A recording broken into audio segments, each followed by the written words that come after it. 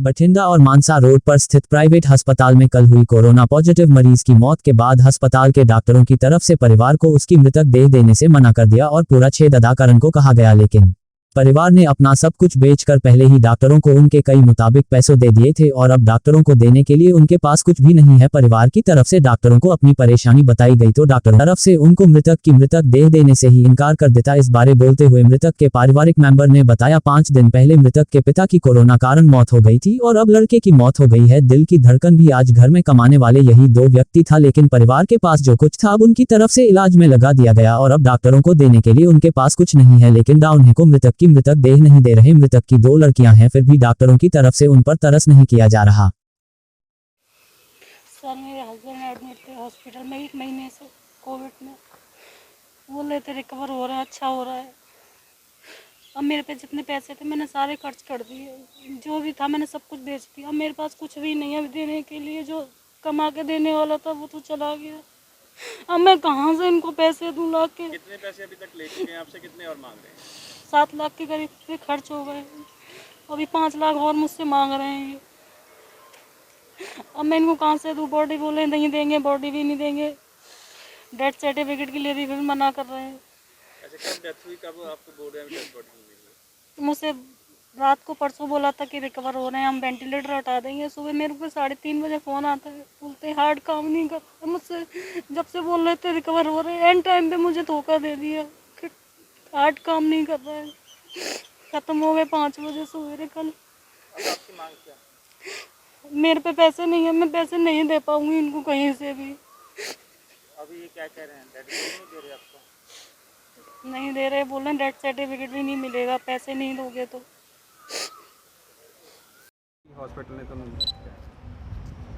ਇਹ ਬਹੁਤ ਹੀ ਰੀਅਰ ਤੋਂ ਰੀਅਰ ਕੇਸ ਆ। ਕੁਦਰਤ ਦੀ ਐਸੀ ਕਰੋਪੀ ਜਿਹੜੀ ਪਰਿਵਾਰ ਤੋਂ ਤਾਂ ਨਹੀਂ ਚੱਲੀ ਜਾਣੀ, ਆਮ ਇਨਸਾਨ ਵੀ ਨਹੀਂ ਚੱਲ ਸਕਦਾ ਕਿ ਪੂਰੇ ਦਾ ਪੂਰਾ ਪਰਿਵਾਰ ਖਤਮ ਹੋ ਗਿਆ ਔਰ ਦੂਸਰਾ ਉੱਤੋਂ ਇੰਨਾ ਪੈਸਾ ਵੀ ਲੱਗ ਗਿਆ, ਫਿਰ ਵੀ ਕੀਮਤੀ ਜਾਨਾਂ ਨਹੀਂ ਬਚਾ ਸਕੀਆਂ। ਪਰ ਜੋ ਹਸਪਤਾਲਾਂ ਦਾ ਰਵੱਈਆ ਔਰ ਉਹਨਾਂ ਦੀ ਜਿਹੜੀ ਇਨਸਾਨੀਅਤ ਮਰੀ ਆ ਉਹ ਬੜੀ ਦੁਰਭਾਗਿਆਪੂਰਨ ਦੁਖਦਾਈ ਹੈ ਕਿ ਇਹੋ ਜਿਹੇ ਸਮੇਂ ਇਹੋ ਜਿਹੇ ਪਰਿਵਾਰ ਦੇ ਨਾਲ ਖੜਨਾ ਚਾਹੀਦਾ। ਇਕੱਲਾ ਪੈਸਾ ਹੀ ਮੁੱਖ ਨਹੀਂ ਆ।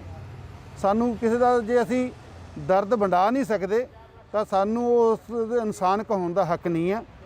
ਅੱਜ ਇਹ ਪਰਿਵਾਰ ਯੂਪੀ ਤੋਂ ਸੀ, ਜਿਨ੍ਹਾਂ ਦੇ ਇੱਥੇ 1 ਮਹੀਨੇ ਤੋਂ ਮੁਖੀਆ ਹਸਪੀਟਲ ਦੇ ਵਿੱਚ ਐਡਮਿਟ ਸੀਗਾ, ਲੇਕਿਨ ਕਰੋਨਾ ਕਾਰਨ ਉਹਨਾਂ ਦੇ ਫਾਦਰ ਦੀ, ਉਹਨਾਂ ਦੇ ਬ੍ਰਦਰ ਦੀ ਡੈਥ ਹੋ ਗਈ।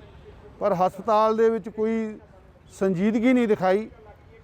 6 ਲੱਖ ਰੁਪਇਆ ਦੇਣ ਦੇ ਬਾਅਦ ਵੀ ਹੋਰ ਪੈਸਾ ਬਣਾਇਆ ਸੀ, ਜਿਹੜਾ ਬਠਿੰਡੇ ਦੀਆਂ ਧਾਰਮਿਕ, ਸਮਾਜਿਕ, ਰਾਜਨੀਤਿਕ ਔਰ ਕਿਸਾਨ ਯੂਨੀਅਨ ਨੇ ਮਿਲ ਕੇ ਉਹਨਾਂ ਨੂੰ ਅਪੀਲ ਕੀਤੀ ਸੀ, ਜਿਹੜੀ ਉਹਨਾਂ ਨੇ ਸਾਡੀ ਸਵੀਕਾਰ ਕੀਤੀ। ਅਸੀਂ ਇਹਨਾਂ ਦਾ ਧੰਨਵਾਦ ਵੀ ਕਰਦੇ ਹਾਂ, ਪਰ ਅੱਗੇ ਤੋਂ ਵੀ ਉਮੀਦ ਕਰਦੇ ਹਾਂ ਕਿ ਐਸੇ ਪਰਿਵਾਰਾਂ ਦੀ ਸਾਰਿਆਂ ਨੂੰ ਹੀ ਮਿਲ ਕੇ ਮਦਦ ਕਰਨੀ ਚਾਹੀਦੀ। ਹਰਪ੍ਰੀਤ ਸਿੰਘ, ਮੈਂ ਭਾਰਤੀ ਕਿਸਾਨ ਯੂਨੀਅਨ ਏਕਤਾ ਸਿੱਧੂਪੁਰ ਤੋਂ ਬਿਲੋਂਗ ਕਰਦਾ। ਅੱਜ ਇੱਥੇ IVY ਮਾਨਸਾ ਰੋਡ ਬਠਿੰਡਾ ਹਸਪਤਾਲ ਆਉਣ ਦਾ ਸਾਡਾ ਕਾਰਨ ਕੀ ਹੈ? ਸਾਨੂੰ ਪਤਾ ਲੱਗਿਆ ਕਿ ਇੱਥੇ ਕੋਈ ਪਰਦੇਸੀ ਆਦਮੀ ਹੈ ਜਿਹੜਾ ਬਠਿੰਡੇ ਰਹਿੰਦਾ, ਗਰੀਬ ਆਦਮੀ ਹੈ। ਉਹਨਾਂ ਦਾ ਤਕਰੀਬਨ ਸਾਰਾ ਪਰਿਵਾਰ ਕਰੋਨਾ ਪੋਜ਼ਿਟਿਵ ਆ ਗਿਆ ਸੀ। ਘਰ 'ਚ ਪਹਿਲਾਂ ਵੀ 2-3 ਮੌਤਾਂ ਹੋ ਗਈਆਂ। ਤੀਜੀ ਮੌਤ ਜਦੋਂ ਉਹਨਾਂ ਦੇ ਫਾਦਰ ਸਾਹਿਬ ਹੈ ਜਿਹੜੇ ਗੌਰਵ ਸ਼ਰਮਾ, ਉਹ ਇੱਥੇ ਦਾਖਲ ਸੀਗੇ, ਉਹਨਾਂ ਨੂੰ ਪਲਾਜ਼ਮਾ ਵਗੈਰਾ ਲੱਗਿਆ। ਘਰ ਨੇ ਆਪਦਾ ਕੁਛ ਵੇਚ ਵੱਟ ਕੇ ਉਹਨਾਂ ਨੂੰ 6 ਲੱਖ ਰੁਪਈਆ ਪਹਿਲਾਂ ਜਮ੍ਹਾਂ ਕਰਾਤਾ ਸੀ। ਉਹ ਤੋਂ ਬਾਅਦ ਜਦੋਂ ਉਹਦੀ ਡੈਥ ਹੋ ਗਈ ਤਾਂ ਹਸਪੀਟਲ ਨੇ ਜਿਹੜੀ ਡਿਮਾਂਡ ਰੱਖੀ ਕਿ ਤੁਹਾਡਾ ਬਿੱਲ 4-5 ਲੱਖ ਦਾ ਬਣਿਆ ਪਿਆ, ਤੁਸੀਂ ਉਹ ਬਿੱਲ ਪੇ ਕਰੋ ਅਤੇ ਲਾਸ਼ ਲੈ ਜਾਓ।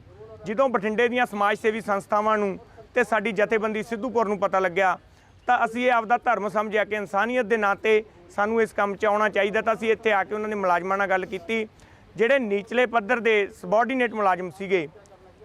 ਗੁੜੀਆ ਦਾ ਨਾਮ ਸੀ ਨੈਂਸੀ ਅਤੇ ਇੱਕ ਮੁਲਾਜ਼ਮ ਸੀ ਕਰਨਦੀਪ। ਉਹਨਾਂ ਨੇ ਕੋਈ ਗੱਲ ਸਿਰੇ ਨਹੀਂ ਲੱਗਣ ਦਿੱਤੀ।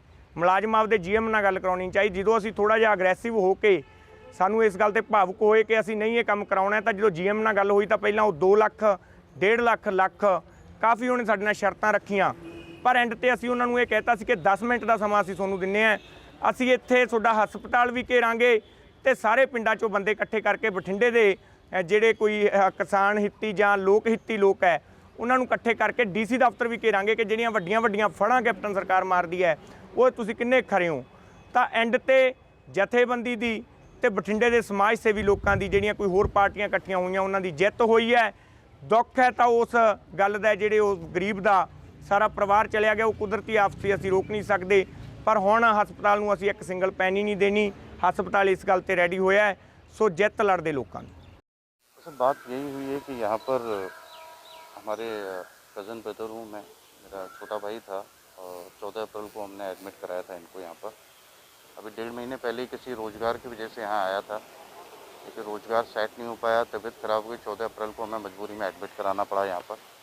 उसके बाद ट्रीटमेंट चलता रहा, कभी ठीक हो रही है तबीयत, कभी ख़राब हो रही है, और कल सुबह 5 बजे एक्सपायर हो गए। जबकि तबीयत ठीक थी फिर भी एक्सपायर हो गए। पता नहीं क्या किया इन्होंने, ये भगवान ही जाने। अब उसके बाद में कल जब हम बात करने आए पेमेंट के लिए, इनको बोला कि भाई हमारे घर की माली हालत बहुत ख़राब है। 9.5 लाख रुपए का इन्होंने बिल बना रखा है।